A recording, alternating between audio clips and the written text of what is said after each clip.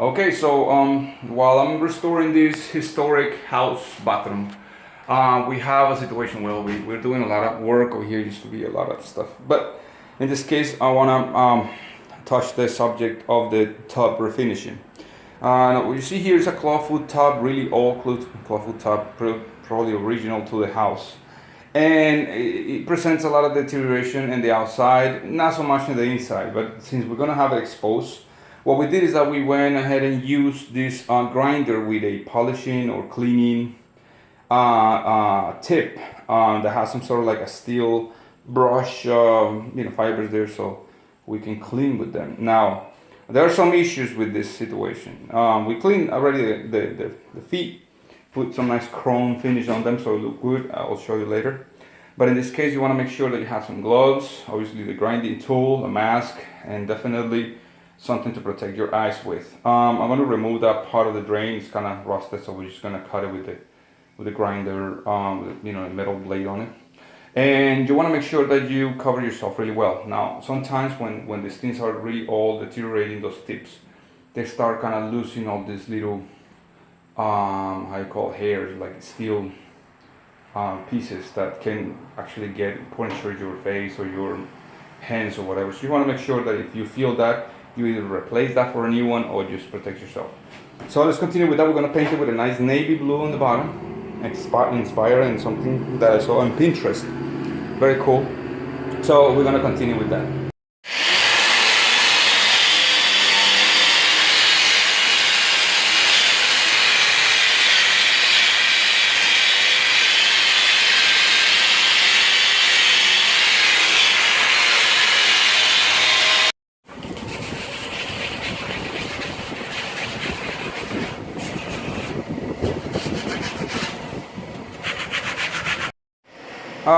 You saw that we use different type of things.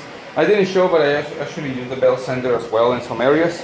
I have this some sort of like enamel here, and it's way stronger. The back of the in this case, this part was against the wall before, so it was not well painted. So that area kind of came out really well.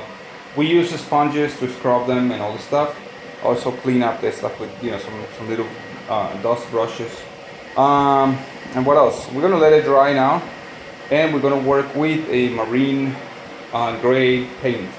This one is like the above water type of paint, but we're gonna use it. So I want something to look really nice, really sharp, and it's gonna be nice and glossy. And that's why we want to make sure that we make it as smooth as possible, so it looks fine. So we're gonna let it dry again. Then we're gonna use some nice smooth rollers to paint it, and brushes obviously.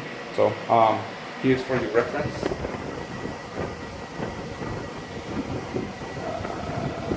Alright, so now you probably can find it for your own projects as well. So let's continue.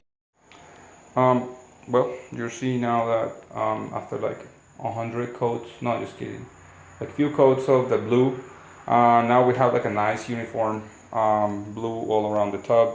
It took a while, so you can just put a coat and then wait like 15 minutes and put another one and 15 minutes and just go ahead until you have the thickness that you want, or the look that you want, the particular color that you want. Because this is the entire process of restoring and using this tub, transforming it from only a regular tub to a tub shower, by changing the faucet to a faucet with two exits, meaning the spigot on the bottom and the shower head on the top with a curtain. So I'm going to let that dry, the base dry, or the tub itself. Then we're going to put those chrome clawfoot legs that we refinished. I'm going to show you in a moment. And then we're going to install the rest of the stuff. So let's just let this thing dry and continue obviously with the finish. All of these, here's what I'm going to put in this bathroom. So I'm going to change the piping, and I'm going to refinish the floors and stuff like that, so on the walls as well. So once I finish with this, we continue with the installation of the top. Although I'm jumping ahead of time, I want to show you how the setup looks like. So it has a rod against the wall, a rod over there. Then you can wrap around with two different curtains. Now, once you finish painting it, obviously you can put your clawfoot legs, and you know the setup, the faucet. In this case, I'm not gonna polish the inside. I'm not gonna refinish the inside because I consider that it's fairly in good condition. Later on, if it gets more deteriorated, I will do it.